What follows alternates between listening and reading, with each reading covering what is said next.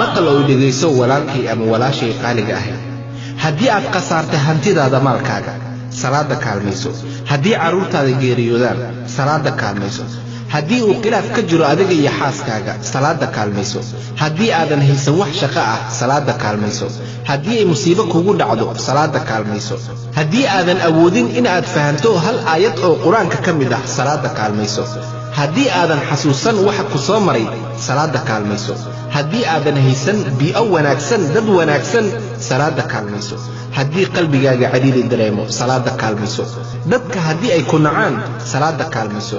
haddii ay indhahaaga ka dhamaatay ilintii cabsida alle darteed salaada kaalmayso dadka hadday ku dhibaan salaada kaalmayso halkeen walaalayaal aan ka taaganahay aayadda alle balaayo ayaa inagu habsata masiibooyin ayaa inagu dhaca xaaskaagii ama zawjkaagii ayaa kaa dhimatay ama kaa dhintay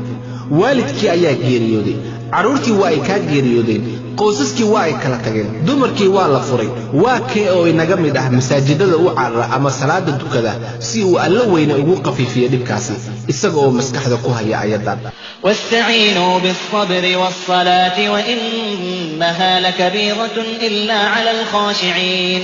الذين يظنون أنهم ملاقو ربهم وأنهم إليه راجعون oo ku raadsada kaalmo sabarka iyo salaada run ahaantii waa wax aad ugu culus oo ku adag waxaanan ahayn alqaashicuun mu'miniinta dhabta ah ee rumaysan alle kuwa adeeca alle si khushuuc ah iyo heebadnimo leh iyo isdhiibiddan oo ka cabsada in badan dhakaabtiisa oo rumaysan yabohiisa jannada iyo wax la mid ah iyo u degistiisa naarta iyo wax la mid ah kuwaasi waa kuwa iyaga huba inay la kulmi doonaan rabbigooda iyo inay xaqiisa u noqon doonaan waa kee oo qalbigiisa ka dareemaya ayadan waa kee oo inaga mid ah qolka aabihii uu dhinto garabka uu ku sido isagoo oynaya oo uu geeyo qabriga durbadiiba ogaado halka loo cararo inay tahay xagga mixraabka waa kee oo inaga mid ah markii uu qasaaro hantidiisa isagoo subaxii ah milyoneer habeenkiina qasaaro la hoyda oo alla u carara oo salaada kaalmaysta waa kee oo sujuud la dhaca waa kee oo u rukuuca waa kee oo ciidda madaxa dhulka u dhiga allihii abuuray waa kee waa imise dad ah ayaa jira oo muddo 2 sano ama 3 sano is-afgaran waa oo kaliya sidaas ku kala taga oo aanan xasuusan inay salaada kaalmaystaan si uu qalbiyadooda alla isugu soo duwo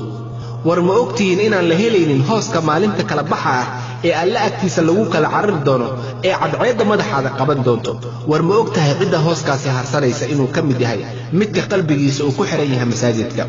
war ma waanan ka xishoonaynin fashilka ugu daran ee qof bini aadam ah uu ku dhaco oo lagu diido inaad harsato harka alle subxaanahu wa tacaala salaada ma ahan in masaajidada la buuxiyo oo kaliya waa inaad qalbigaaga ka dareentaa xasiloonida ka timid xagga alle salaada ma ahan mid lagu xukumo kaafir ayaa tahay muslim ayaa tahay waxaasi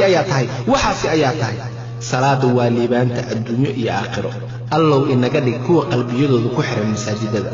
salaadana kaalmaysta ee allow waan ku barine ducadeena inoo aqbal yaa allah